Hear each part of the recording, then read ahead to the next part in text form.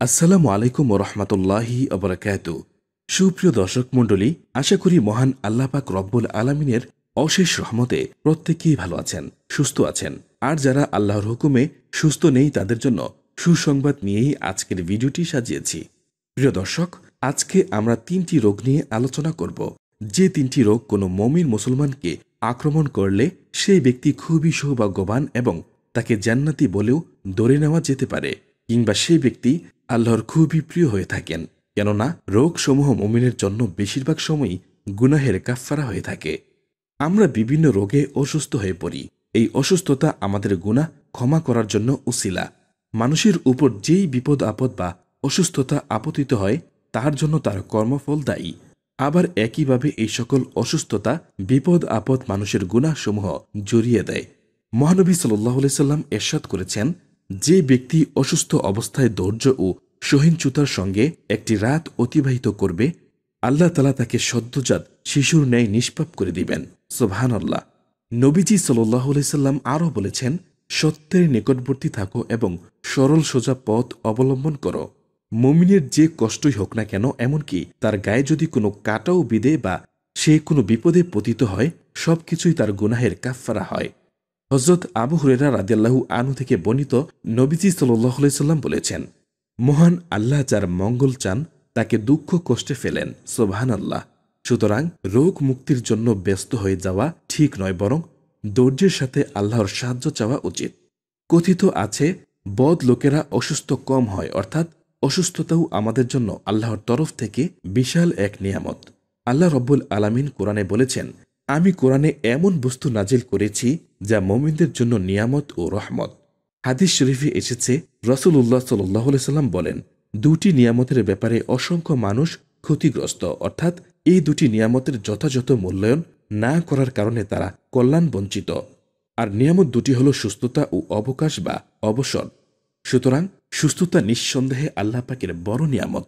তার চাইতে বড় নিয়ামত হচ্ছে আল্লাহ রব্বুল আলামিন মানুষের পুরো জীবনের বাঁকে বাঁকে কিছু রোগ শোক দিয়ে মানুষকে পরীক্ষা করবেন, আর এর মাধ্যমে সেই বান্দার গুনাহসমূহ ক্ষমা করে দিবেন। সুবহানাল্লাহ। মূলত এই হাদিস দ্বারা একজন বিশেষ ব্যক্তিকে বোঝানো হয়েছে।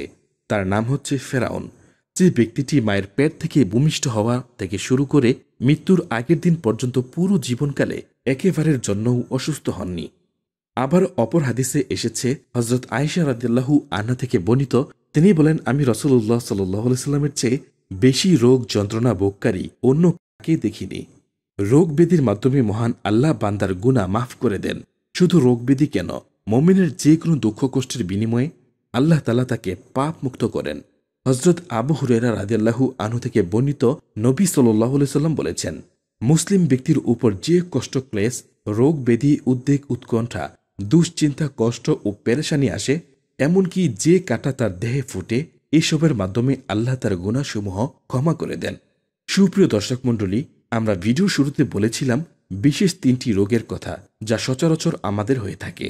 রাসূল সাল্লাল্লাহু আলাইহি সাল্লাম বলেন, আল্লাহ যে ব্যক্তির কল্যাণ কামনা করেন তাকে তিনি দুঃখ কষ্টে পতিত করেন। তার মধ্যে সর্বপ্রথম রোগটি হচ্ছে সর্দি জ্বর। আর এই সর্দি জ্বরে আমরা অধিকাংশ মানুষই ভুগে থাকি। সর্দি জ্বরের মাধ্যমে আল্লাহ সুবহানাহু ওয়া তাআলা মানুষের শরীর থেকে বিষাক্ত জীবাণু বের করে দেন। নবীজি বলেন, জ্বর আসে জাহান্নামের তাপ থেকে, সুতরাং জ্বরকে পানি দ্বারা প্রশমিত করো। এখন অনেকে এই হাদিস নিয়ে ভুল বুঝে থাকেন, কেননা যারা অতি যুক্তিবাদী কিংবা নাস্তিক বা সংশ্রয় শ্রেণীর মানুষেরা আছেন, তারা রাসূল সাল্লাল্লাহু আলাইহি সাল্লামের এই হাদিস নিয়ে না বুঝেই ব্যঙ্গ বিদ্রুপ করে। মূলত তারা জ্ঞানের অভাবে এইসব করে, কেননা আপনার শরীরে জ্বর হয়েছে মানে আপনার দেহের সমস্ত বডি পার্টগুলো সঠিকভাবে কাজ করছে বলে বুঝতে হবে। মনে করুন আপনার টাইফয়েড হয়েছে, এখন আপনার জ্বর আসলো না, কিংবা আপনার বায়ুপথে অ্যালান ফিশার হয়েছে, তাও আপনার জ্বর আসলো না, কিংবা আপনাকে ম্যালেরিয়ার জীবাণু আক্রমণ করেছে আর আপনার জ্বর আসলো না। এদিকে আপনার দেহের ইন্টারনাল সমস্ত অঙ্গগুলো ক্ষতিগ্রস্ত হচ্ছে, কিন্তু আপনার বডির ডিফেন্স সিস্টেম আপনাকে জ্বরের মাধ্যমে সতর্ক করেনি। তাহলে ব্যাপারটা কি দাঁড়াবে? আপনি মৃত্যুর কিছুক্ষণ আগেও বুঝতে পারবেন না যে আপনাকে রোগে বা জীবাণু আক্রমণ করে শেষ করে দিয়েছে, কিন্তু জ্বরের মাধ্যমে আপনি জানতে পারেন যে সামথিং ইজ রং, মানে আপনার শরীরে কিছু একটা হয়েছে।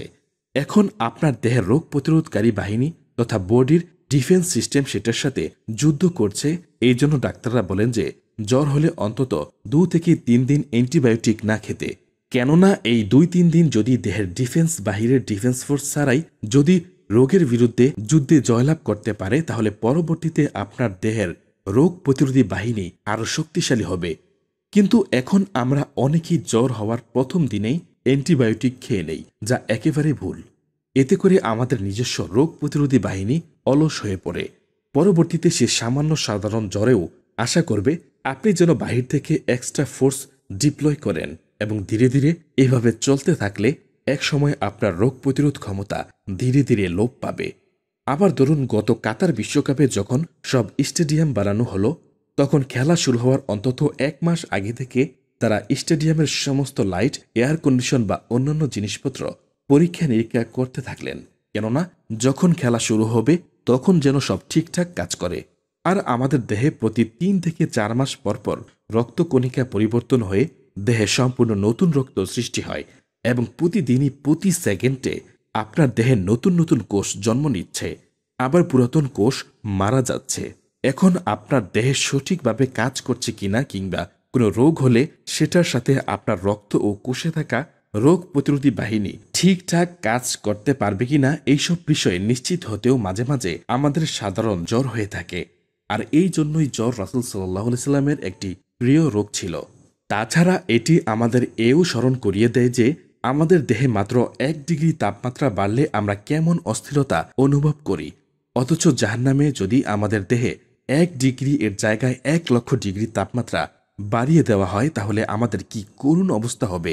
এটি ভেবেও মুমিন বান্দারা পাপ থেকে দূরে থাকার চেষ্টা করে। সুবহানাল্লাহ। অর্থাৎ আমাদের মানুষের শরীরের স্বাভাবিক তাপমাত্রা প্রায় 37 ডিগ্রি সেলসিয়াস বা 98.6 ফারেনহাইট। শরীরের তাপমাত্রা 38 ডিগ্রি সেলসিয়াস অথবা 99 ডিগ্রি ফারেনহাইট হলে সেটা অবশ্য স্বাভাবিকের চেয়ে বেশি, এবং সেটাকে তখন জ্বর হয়েছে বলে ধরা হয়। অর্থাৎ শরীরের স্বাভাবিক তাপমাত্রা 98 ডিগ্রি ফারেনহাইট থেকে মাত্র 5 থেকে 6 ডিগ্রি তাপমাত্রা বাড়লে আমরা অস্থির হয়ে যাই, এমনকি মৃত্যু পর্যন্ত হয়ে যাওয়ার উপক্রম হয়। অথচ জাহান্নামের আগুন কতই না ভয়াবহ, কতই না কঠিন, কতটা তীব্র, সেটাই বোঝানো হয়ে থাকতে পারে আল্লাহু আলাম। তাই জ্বর আমাদের মনে করিয়ে দেয়, সামান্য তাপ বাড়লে আমাদের যদি এই অবস্থা হয়, তাহলে আল্লাহর জাহান্নাম কত ভয়ানক হতে পারে। তাই আজ এখনই তওবা করে আল্লাহর পথে ফিরে আসুন। জামে তিরমিজির এক হাদিসে বর্ণিত হয়েছে, কিয়ামতের দিন বিপদগ্রস্ত লোকদের যে মহা পুরস্কার দেয়া হবে, তা দেখে আফিয়াতের অধিকারী লোকেরা কামনা করবে, হায় দুনিয়াতে যদি তাদের দেহ কাঁচি দিয়ে কেটে টুকরো টুকরো করা হতো, আর তার বিনিময়ে আখেরাতের এই মহা পুরস্কার লাভ হতো। দ্বিতীয় যে রোগটি, সেই রোগটির নাম হচ্ছে চুলকানি, যাকে আমরা বর্তমান ভাষায় অ্যালার্জি বলে থাকি। আর এই রোগে আমাদের দেশের অধিকাংশ মানুষই ভুগে থাকেন। তবে এ থেকে মুক্তি পাওয়ার জন্য খাদ্যাভ্যাস এবং জীবন পরিচালনায় রাসূলের সুন্নত মেনে চলতে হবে। আর সম্ভব হলে মেহেদির ব্যবহার করা যেতে পারে। মেহেদি রক্ত পরিষ্কারকারী এবং চর্মরোগের জন্য উপকারী। কুষ্ঠরোগী, আগুনে পোড়া এবং পাণ্ডব রোগের জন্য মেহেদির ব্যবহার খুব উপকারী। মেহেদির পলে ফোলা ফোসকা, আগুনে চামড়া পুড়ে যাওয়া রোগীর জন্য খুবই উত্তম প্রতিষেধক। মেহেদির ঠান্ডা বৈশিষ্ট্যের কারণে এটা হয়ে থাকে। তৃতীয় যে রোগটি, তা হল চোখ ওঠা। আমাদের প্রিয় নবীজি সাল্লাল্লাহু আলাইহি সাল্লাম চোখে সুরমা দিতেন, এটা সুন্নত। ভ্রু কাটাকাটি অপছন্দনীয় কাজ। পৃথিবীর সৃষ্টির সুন্দরতম মানুষ মুহাম্মদ সাল্লাল্লাহু আলাইহি সাল্লাম, তার চোখও পৃথিবীর সবচেয়ে সুন্দর চোখ। কিছু চোখ আল্লাহকে চেনার জন্য দৃষ্টি নিবন্ধ করে, আল্লাহর নিখুঁত সৃষ্টি অবলোকন করতে করতে ক্লান্ত হয়ে পড়ে। এমন চোখ সম্পর্কে কোরআনে বলেছে, যিনি স্তরে স্তরে সৃষ্টি করেছেন সপ্তাকাশ। দয়াময় আল্লাহর সৃষ্টিতে তুমি কোনো নিখুঁত দেখতে পাবে না। তুমি আবার তাকিয়ে দেখো, কোনো ত্রুটি দেখতে পাও কি? অতঃপর তুমি বারবার দৃষ্টি ফেরাও, সেই দৃষ্টি ব্যর্থ ও ক্লান্ত হয়ে তোমার দিকে ফিরে আসবে। তবে চোখ উঠলে বিচলিত হওয়ার কিছু নেই, কারণ কোনো মানুষের যদি চোখ ওঠে, তাহলে বুঝতে হবে যে তার অকাল অন্ধত্বের সম্ভাবনা কম। তবে কোনো দুর্ঘটনাজনিত হলে ভিন্ন কথা। মনে রাখতে হবে, বিপদে আল্লাহর উপর পূর্ণ ভরসা রাখতে হবে। পবিত্র কোরআনে মহান আল্লাহ বলেন, আর আমি অবশ্যই তোমাদের পরীক্ষা করব কিছু ভয়, ক্ষুধা এবং জানমাল ও ফলফলাদের স্বল্পতার মাধ্যমে। আর তুমি ধৈর্যশীলদের সুসংবাদ দাও। কিন্তু আল্লাহর রাসূল সাল্লাল্লাহু আলাইহি সাল্লাম আবার এও উপদেশ দিয়েছেন, যদি তোমাদের কোনো রোগ আক্রমণ হয়, তোমরা সাথে সাথে আল্লাহর সাহায্য প্রার্থনা করো, পাশাপাশি চিকিৎসা সেবা গ্রহণ করো। সুতরাং যে কোনো রোগ শোকে আমরা অবশ্যই আল্লাহ তাআলার সাহায্য চাওয়ার পাশাপাশি চিকিৎসা সেবা গ্রহণ করব, কেননা চিকিৎসা সেবা গ্রহণ করা রাসূল সাল্লাল্লাহু আলাইহি সাল্লামের সুন্নতের অংশ। আর সর্বশেষ আল্লাহর রাসূলের যে উপদেশ তা হলো রোগ শোককে কখনো গালি দিও না, কেননা আল্লাহর একজন নবী হযরতে আইয়ুব আলাইহিস সালাম তিনি দীর্ঘ 12 বছর কঠিন দুরারোগ্য ব্যাধিতে আক্রান্ত ছিলেন, অথচ একটি মুহূর্তের জন্য আল্লাহকে ভুলে যাননি। তিনি ছিলেন এক বিশাল সাম্রাজ্যের রাজা, কিন্তু আল্লাহ পাক রব্বুল আলামিন তার জৌলস খ্যাতি প্রভাব প্রতিপত্তি দেওয়ার পরে তাকে একটি কঠিন পরীক্ষায় নিমজ্জিত করলেন। 12 বছর পুরো শরীর জুড়ে এত বেশি পরিমাণে কুষ্ঠরোগ এবং পচন রোগে আক্রান্ত হয়েছেন যে তার শরীরে পোকামাকড়ের আস্তানা গড়ে উঠেছিল। অতঃপর আল্লাহ পাক আবার সুস্থতা দান করেন।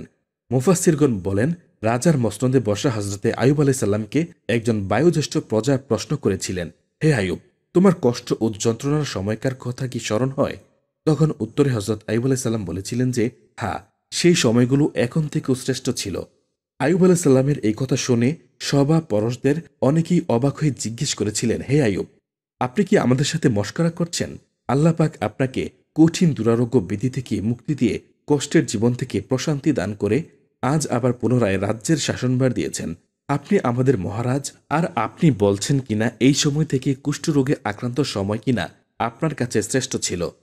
তখন আইয়ুব আলাইহিস সালাম বললেন, হ্যাঁ, আমি দৃঢ়তার সাথে বলছি সেই সময়টি আমার জন্য শ্রেষ্ঠ ছিল, কারণ সেই সময় প্রতিদিন মহান আল্লাহ তার কুদরতি মুখ দিয়ে আমার কলবে একবার করে জিজ্ঞেস করত, হে আইয়ুব, তুমি কেমন আছো?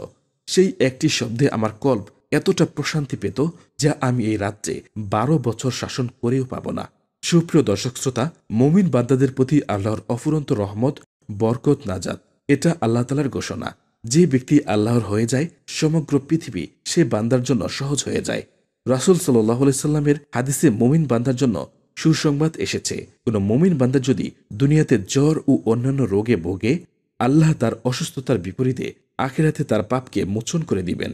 অনেক মানুষ অসুস্থ হলে আজে বাজে কথা বলে, আল্লাহকে বিভিন্ন ভাষায় গালিগালাজ করে, আল্লাহর প্রতি অসন্তুষ্ট হয়। নাউজুবিল্লাহ।